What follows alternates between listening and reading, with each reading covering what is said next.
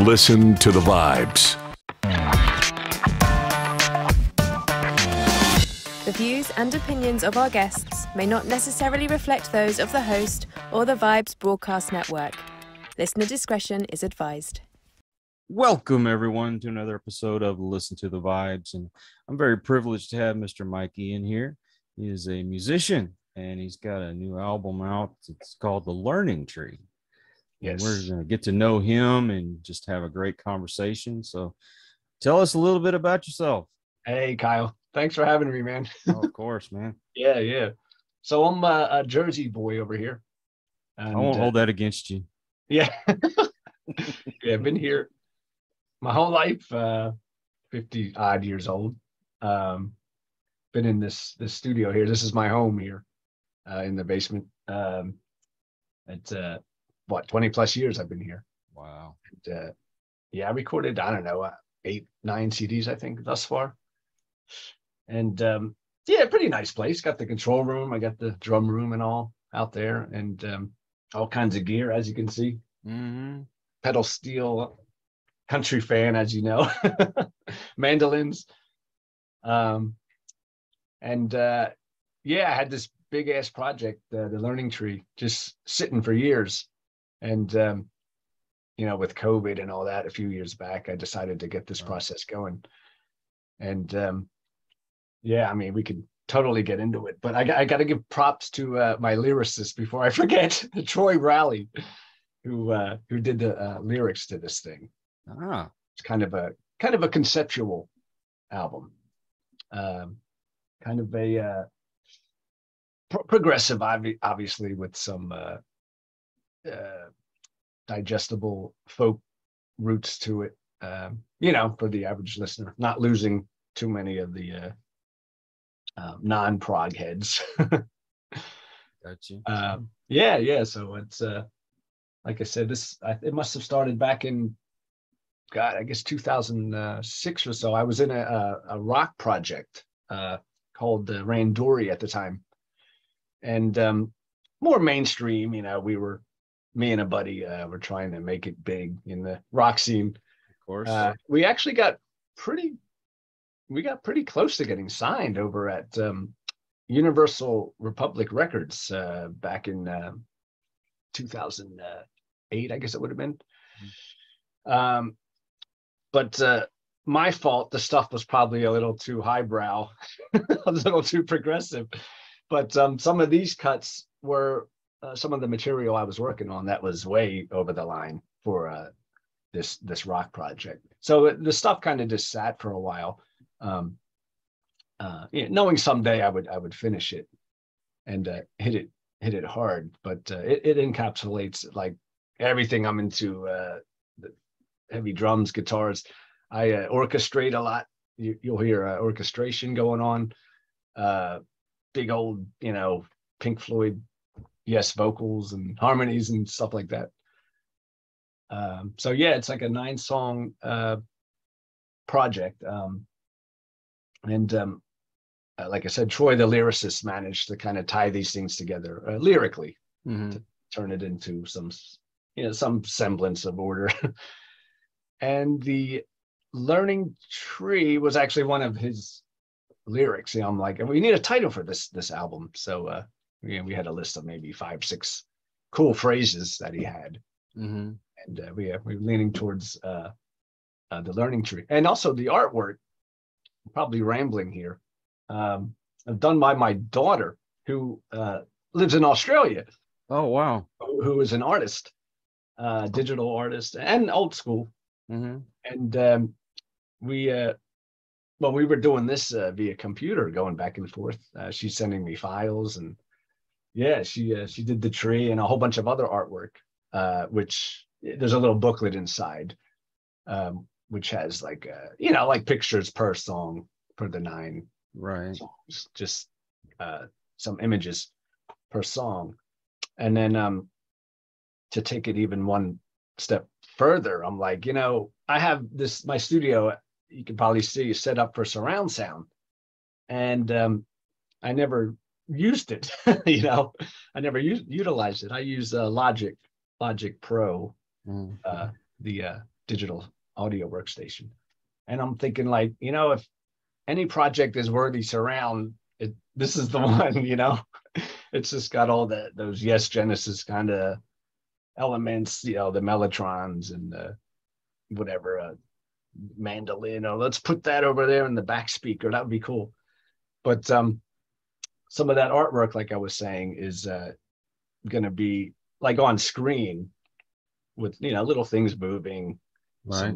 Some animation and stuff that my daughter did. And I'm still waiting for that Blu-ray to wrap up. I got the mixes and all, but I did release the CD, and it's on all the digital platforms now, if you like Spotify, whatever.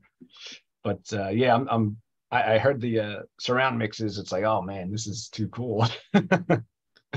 So I know even that's a small audience of people. One, it's progressive rock, and two, now it's a Blu-ray. Who has those systems in their homes anymore? So it's like, but I'm like, you know what? If I get one, I just want one for myself. I know I'll sell even less Blu-ray, than CDs. But I'm like, screw it. And in fact, I got this guy Scott Hull in New York, from Disc Master, or Master Disc, sorry, mastering it. Who I was looking up his credits, and it's like, oh shit, he did Rush and Sting. I'm like, oh yeah, this is the guy. Yeah, no kidding. I'm looking at my own collection. I'm like, oh man, Rush, Farewell to Kings. I'm like, oh shit, there he is. So yeah, he's wrapping it up to this day as we speak. Wow. The final surround mixes.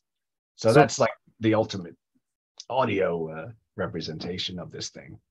So out of curiosity, because I've heard the term progressive rock all my life, what actually makes it progressive rock? Oh man, it has to have mellotrons. That might be true.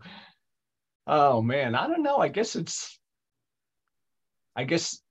going beyond the 3/4 chord format, right? Right. With guitar solos and some odd times, and yeah, I guess it's just it's a very visual medium, I think. Yeah. Well, it's got that psychedelic feel to it.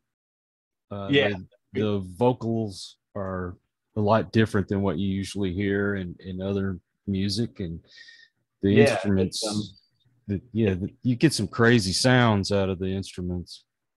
Right. Yeah, definitely stems from that late 60s, early 70s vibe, which I loved all that stuff, of course. Yes, Genesis, ELP. In fact, I'm in an ELP tribute band right now. Really? I'm Greg Lake. Oh, yeah, it's pretty cool. Tarkus, they're called, oddly enough. Huh? Oh, that's cool. Their album, Tarkus. Yeah, they're fun. I just joined them, like, I guess, within this past year. They're like, yeah, we need a Greg Lake. You interested? I'm like, oh shit. I never thought, playing bass and singing, and like, all right. I mean, I dabble in, as you heard, everything, the drums, guitar, bass, everything you heard there on the CD. But stepping up as a Greg Lake, that's like, oh shit, that's a tall order. There's some shoes to fill. I know, but I'm loving it. And in fact, we're getting together tonight. We have a gig Saturday, so it is pretty fun, man. Do you have a favorite song you like to play by them? Of ELP? Mm-hmm. Oh man. I guess Tarkus itself, which is a big 20-minute epic opus, as you know. That's pretty fun. That encapsulates everything: bass, guitar, singing. Yeah, that's pretty fun, I gotta say. Yeah, it's hard to pick a favorite. Yeah, I even have the an 8-string bass. Oh wow! For the band, that's pretty cool. As you know, Greg, he started using that. What was that, about 70? The Works album, 78 78, I think it was. I was going to say, I think 78. I'm not certain on that. But... Yeah. So that's pretty fun with the 8-string. It's almost like Chris Squire, you know what I mean? Yeah. That yes sound. That driving bass sound, yeah. Mm-hmm. But, that's really cool. I didn't see that coming. Joining an ELP band. So how many instruments do you play? Well, I started out as drummer. Okay. I'm one of 3. Youngest, older brother who was a drummer, and my sister plays piano, keys. My dad, we had the whole like Partridge Family thing going on back in the day. I'm like 12 years old and a little family band, playing firehouses and little $300 gigs. But at the time, I'm like, holy shit, $80. Whoa, this is great. Oh, sorry, shut that off. Are you gonna break out in I Think I Love You Now? Yeah. Oh man. So yeah, my brother and we had done my brother and myself. I started guitar and I was about 11, I believe. And so we started playing, Yes and Genesis tunes and ELP stuff. We started gigging with some of that stuff, the little prog with a buddy on keys, and we started doing some local clubs with that stuff, playing all the prog stuff.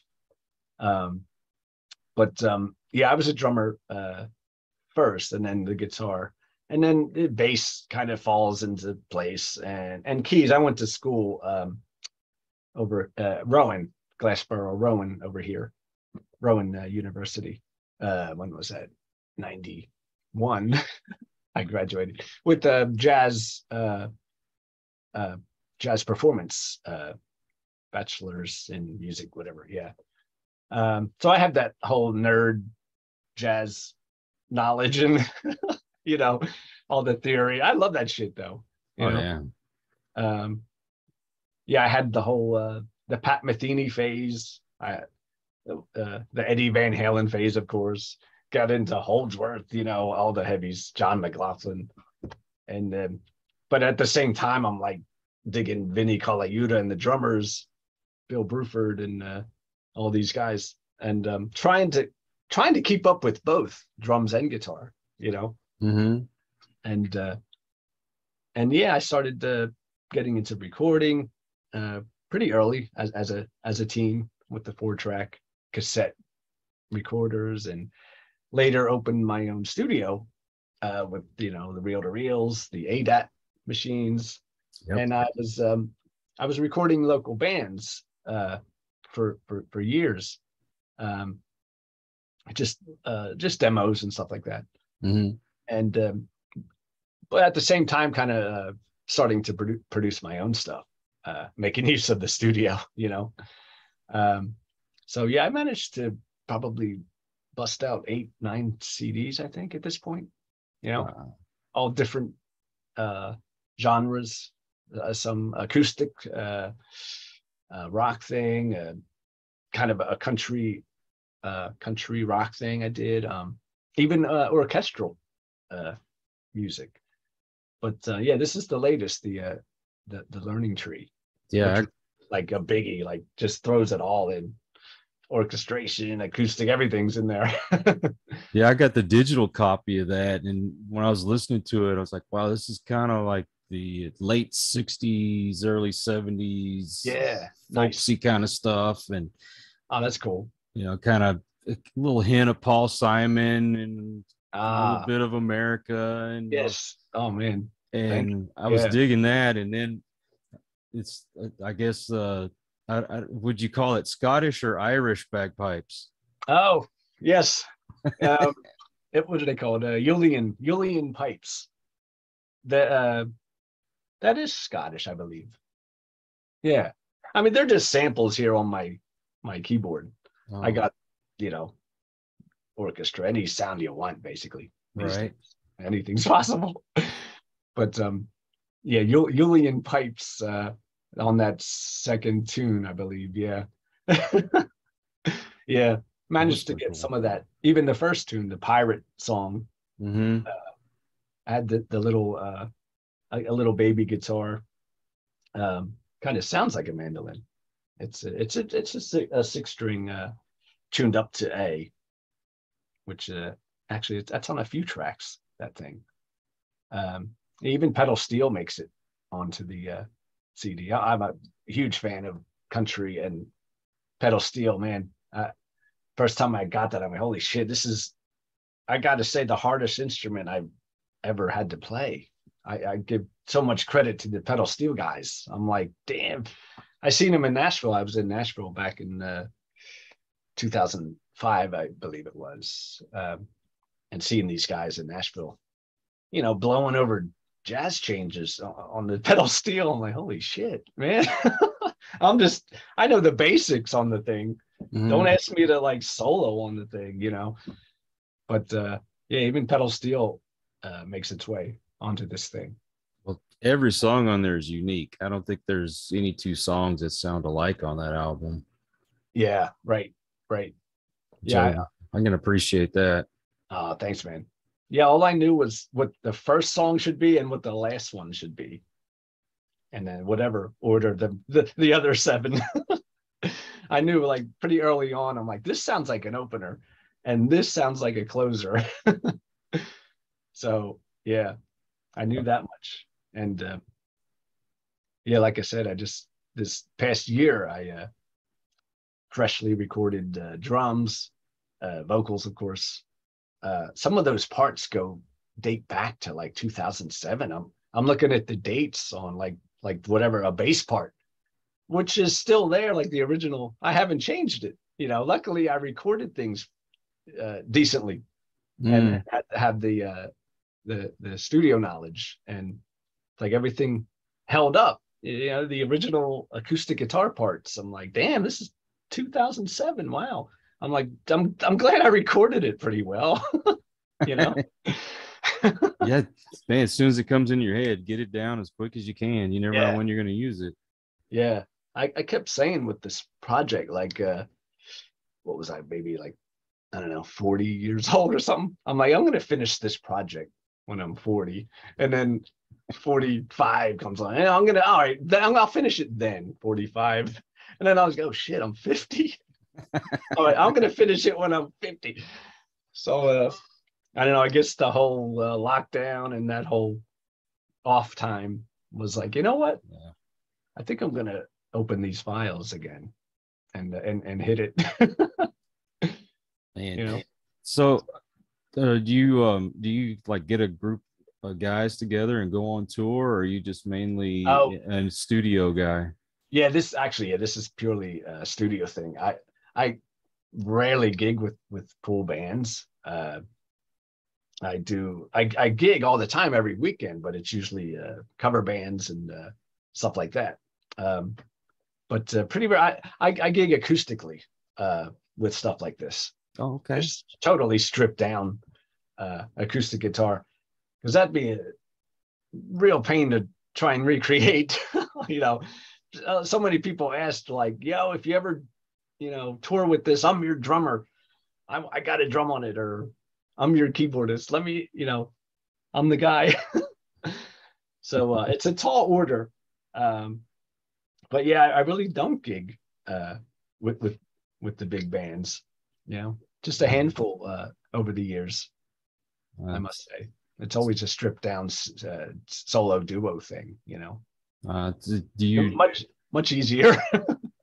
I can understand. Yeah. Do you do mostly local, or do you go like around the country? No, it's pretty much local, East Coast here. Okay. Yeah, Philly. I'm right here, like 20 minutes from Philly. Do you do any merch or anything like that? No, not really. Just online. Got my website, which is pretty bare bones. Just, you know, the CDs, and yeah, I'm a terrible promoter. Hell, it's the first time hooking up with Billy at Glass Onion there. Yeah. You know, I'm like, I got to do something different with this project. So I got in touch with Billy there, and he got in touch with you. So here we are. It's like, yeah, this is cool. Yeah, Billy James. He's an awesome guy, and I told you I met him because I saw him on a Frank Zappa documentary. Yes, it was more about the Mothers of Invention, but reached out to him and then found out that he did PR, and he sends me incredible music, and he hasn't let me down yet. Yeah, I didn't know he was on that Zappa. Wasn't it called Zappa? Just Zappa? No, I think it. Oh my God, I forgot the name of it now. Oh, yeah, you're right. I saw that. It was a few years back. It was the Mothers of Invention, but I forgot what the exact name of it was. And then he sent me his book too, and I got to reading that. Another incredible piece of literature. Nice. Guys, perfect combination. I love Frank Zappa. Yeah. And I love history, and I love to read. Yeah.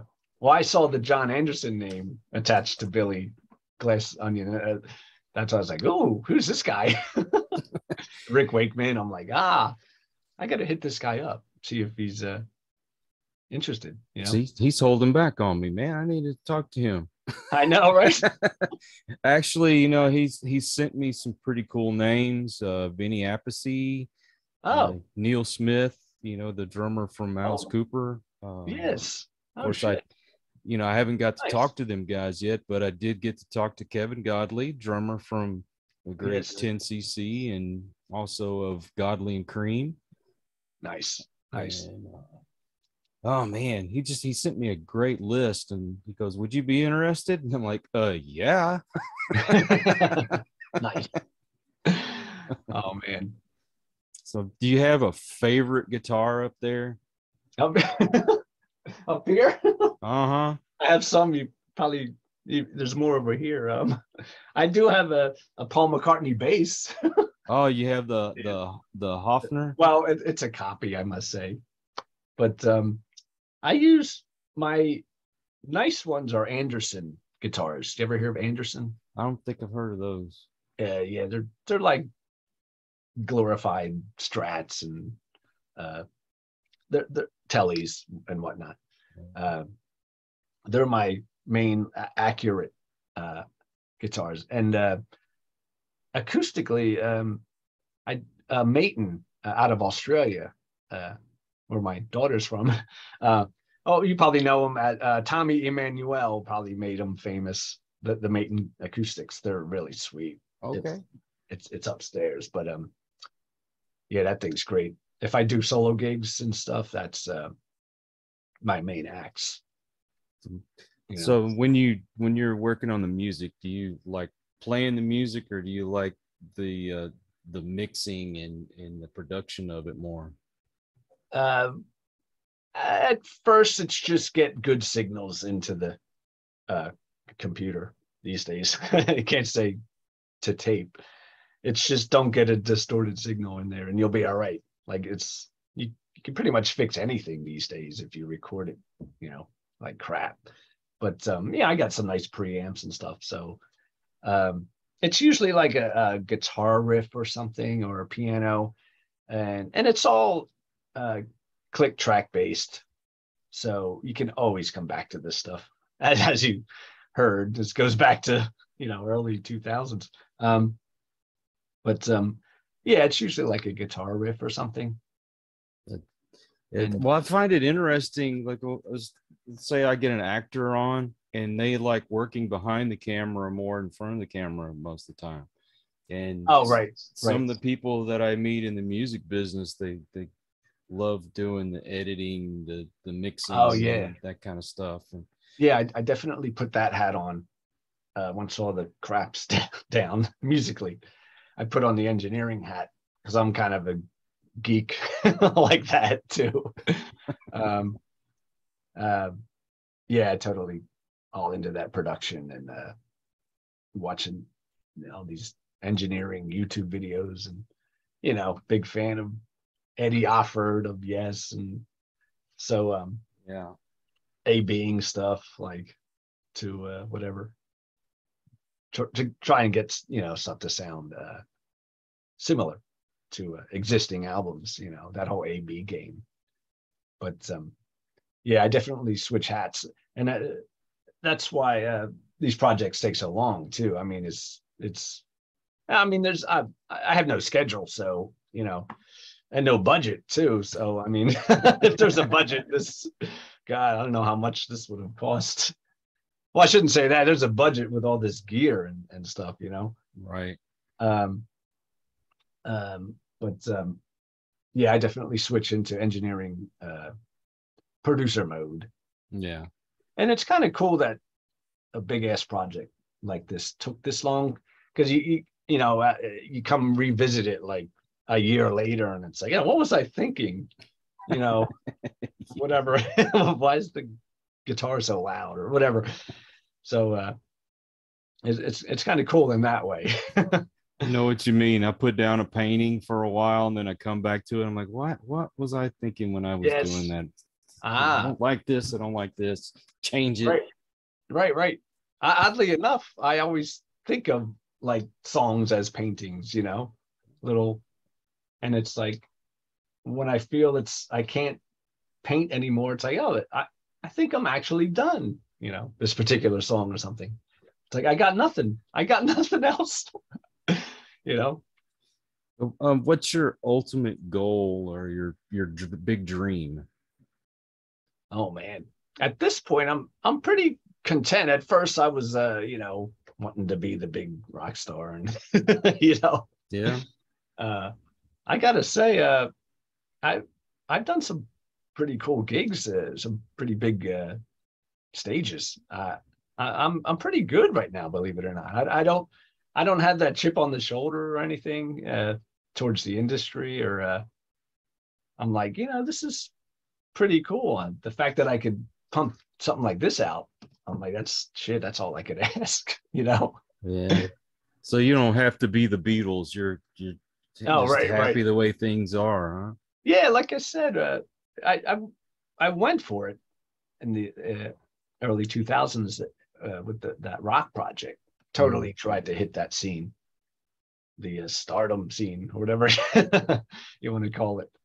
And just, I don't know, man, just, I think I was too highbrow musically to fit into that mainstream kind of market. Mm-hmm. So I just got, you know, I'm just going to keep it in this progressive lane.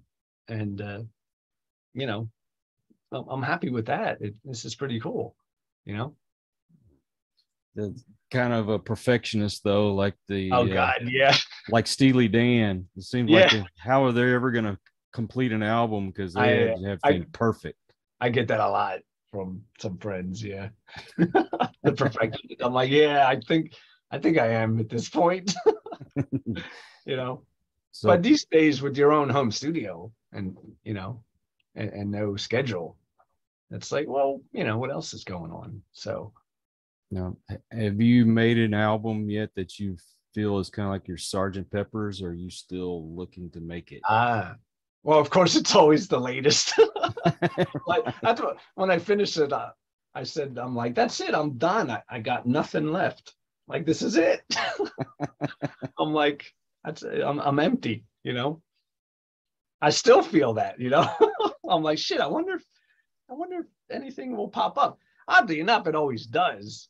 I say this at the end of each CD, each project, you know.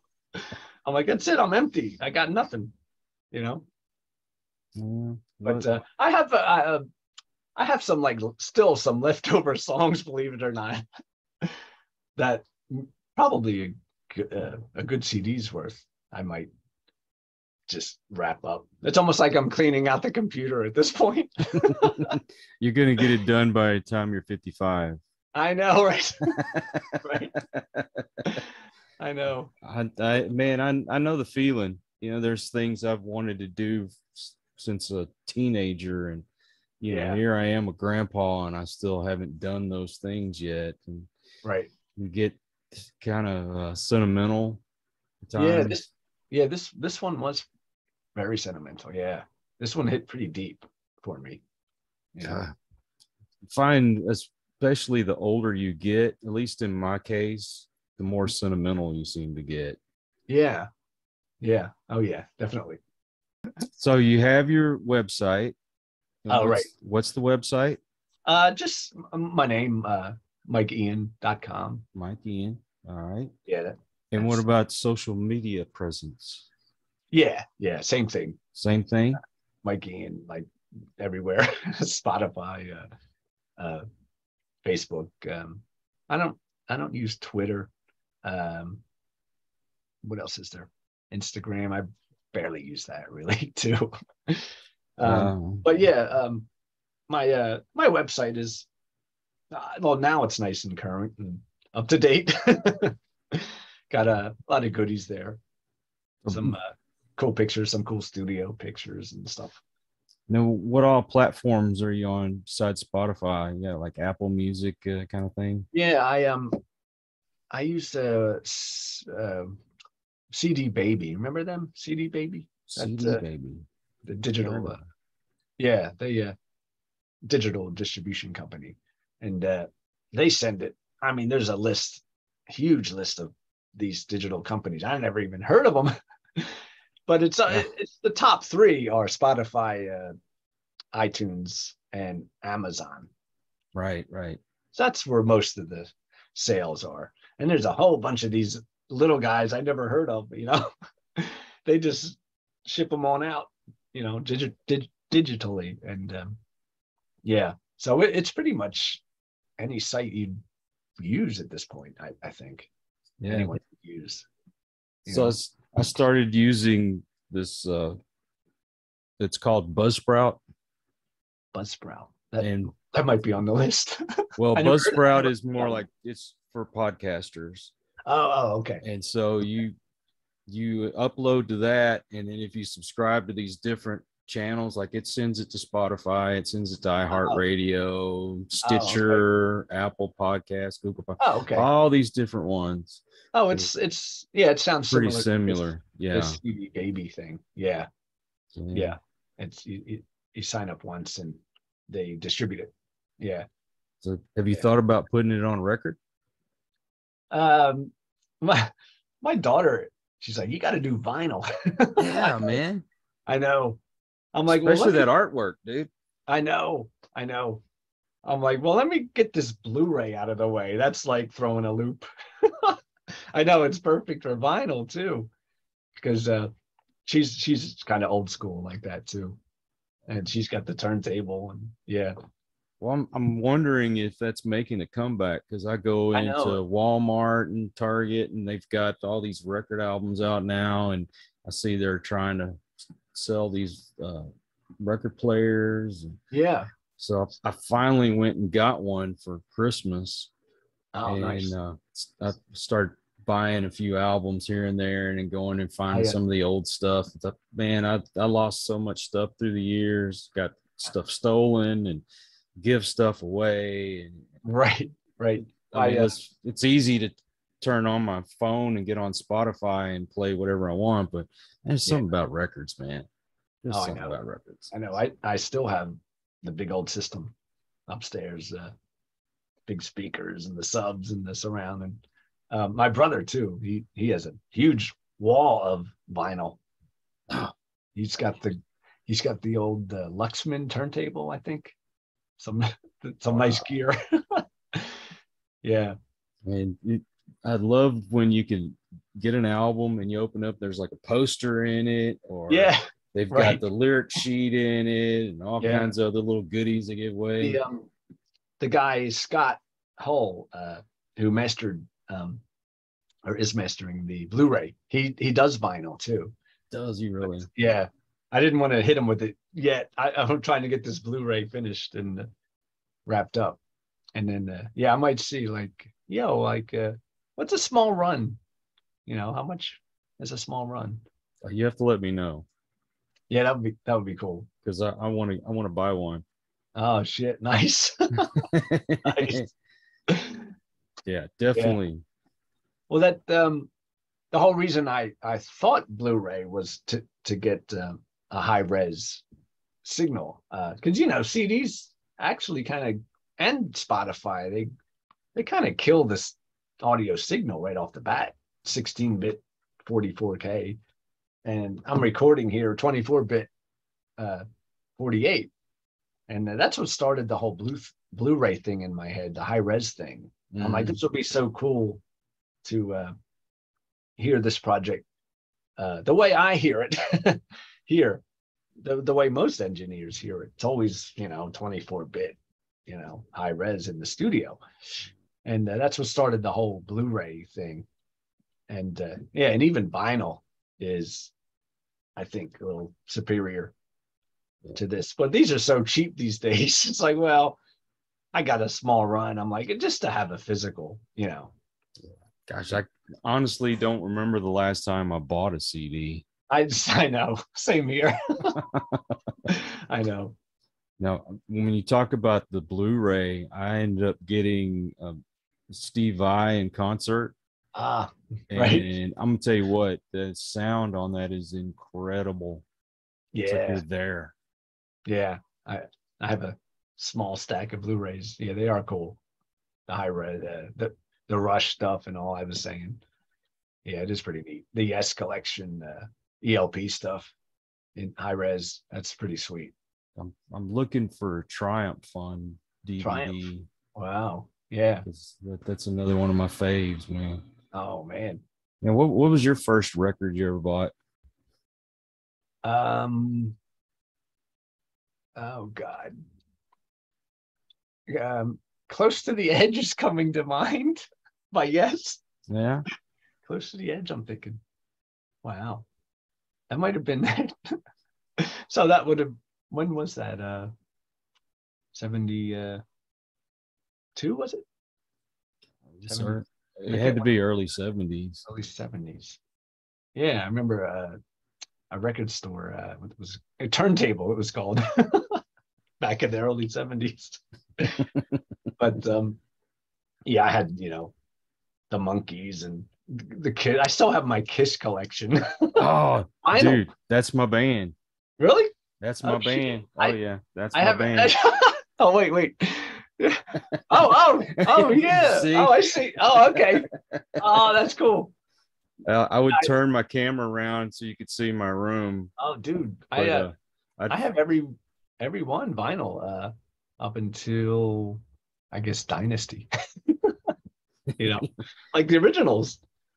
Yeah, even the 4 solo albums. Dude, yeah, my whole office is most of my Kiss collection, not all of it, but I mean the posters, the dolls, the pop figures. No way. Nice. Say I would turn it around, but then I'd screw up my camera and never get it back. Yeah. Wait, speaking as a youth, me and my brother and a buddy, we put on Kiss concerts in the garage. I was like, I don't know, 13 years old. I was Peter Criss. Nice. Brother, he had the silver pearl drum set. Like, no way. Like Peter Criss. But he was in the Carl Palmer at the time, so it was the big Carl Palmer, but the Kiss silver pearl color. We put on Kiss concerts. It was pretty funny. It had to have been great growing up in your house. Oh yeah, my mom probably pulling her hair out, making a racket in the basement, playing like King Crimson and making a racket. Turn it down. Yeah. All of it, even Dad, Dad started it all. Love the reminiscing though, man. Oh yeah. Sit around and talk about the old days. My folks still around. They're 84 years old, I believe. Wow. Yeah. In fact, Dad, he just came out to one of my solo gigs. He's still going. You know. What do he have to say about it? Oh, he loves it. He loves it. Yeah. The fact that keeping that torch lit, keeping it going. Yeah, of course. My brother and sister don't do it these days anymore. My brother, of course, still has the drums, and I sometimes have him over here. We during COVID, I did all these videos of cover tunes, which is pretty cool. You probably dig them. We did a Rush tune, La Villa Strangiato. I set up a big Neil Peart drum set and got him out of retirement playing some Rush. You know, that's pretty sweet. Yeah. But I got like 5 drum sets in here. 5 drum sets? Yeah, dude. Yeah.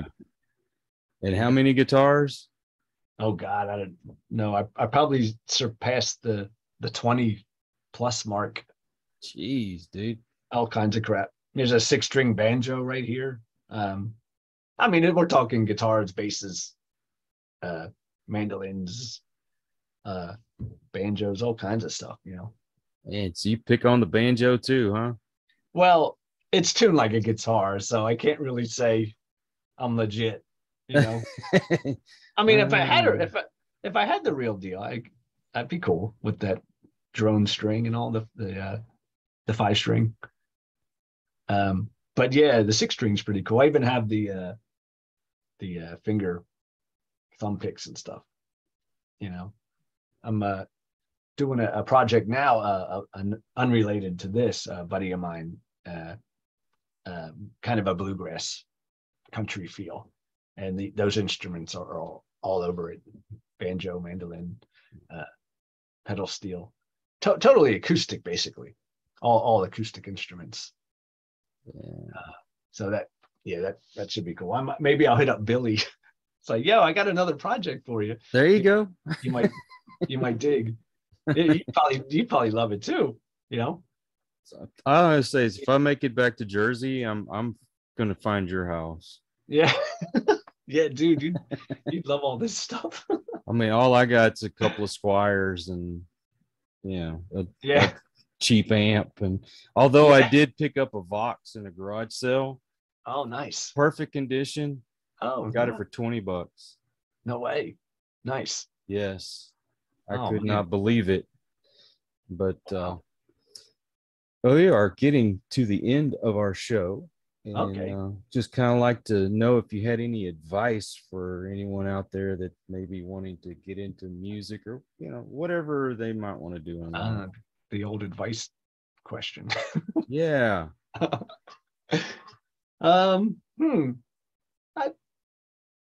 Probably the old stock stick to it answer. I don't know. Listen to old music. There you go. There you go. Forget this new crap. Listen to the old stuff. Yeah. Early 60s and cap off around the 80s or so. Well, I shouldn't say that. there's good music all around. But I would tap into some of that older stuff. Definitely open up it's inspiration. Open up the musical brain a little bit, Yeah. It definitely helped me, just taking all of it in, Yeah. Well, Mike, thank you so much for your time, brother. Man, thank you. Thanks for having me, man. It's great to get to know you, and I wish you all the success. Whatever you decide to do in the future, you get something new coming out, let me know, because I'd love to help promote it. Oh man, that'd be great. Yeah. Cool. Everything is available at mikeian.com. Yeah. Okay. I will put the link to that in the description. Cool. As well as your social media. And anything else you'd like to share, man, just send it this way and I'll do what I can. Okay. Thank you so much, man. Do you have a YouTube channel? Oh yeah, I do. That's right. That's Mike Ian too. Okay. Yeah. I'll put the link to that as well. Yeah. So thank you. Thank you so much. Have a new subscriber today. Thanks so much. Yeah. Well, once again, thank you. And I want to thank everyone out there if you are new to this channel, thank you for stopping by for number one. And please, I hope you'll come back and please subscribe. For those of you who are regular to the channel, thank you for your support. It's because of you that we do what we do. And so until the next one, everyone, please take care Be kind to one another. God bless and peace. We hope you enjoyed this episode of Listen to the Vibes. You can catch us on Buzzsprout or wherever you listen to your favourite podcasts. And on YouTube. Follow us on Facebook at The Vibes Broadcast Network